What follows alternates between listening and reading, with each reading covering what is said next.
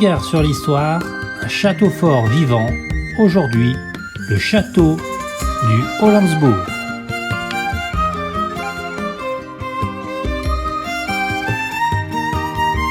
Le château du Hollandsbourg nous propose d'explorer ce lieu chargé d'histoire au travers de nombreuses activités.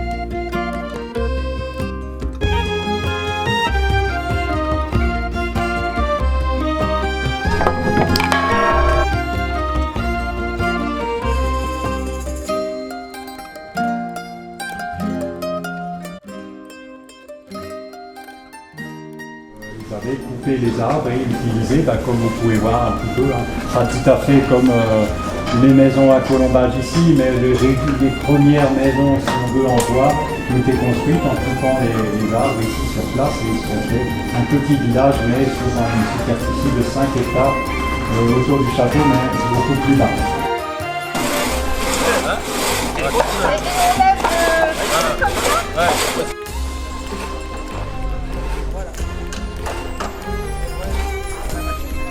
Donc tout simplement à l'origine ça s'appelait le Landsberg, c'est-à-dire dans le dialecte la montagne du pays.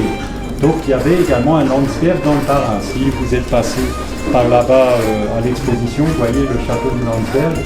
Donc pour ne pas faire la confusion, il y a le Landsberg tout court et il y a le Haut Landsberg. Mais leur nom, tous deux, vient du fait que c'était au sommet d'une colline qu'on appelait le Landsberg, tout simplement. Donc qu'est-ce qui se passe dans la construction de ce château? C'est un petit peu parce que Colmar était la ville libre qu'il fallait protéger, donc il fallait construire quelque chose de dissuasif pour protéger la ville de Colmar, donc à l'époque du Saint-Empire romain germanique.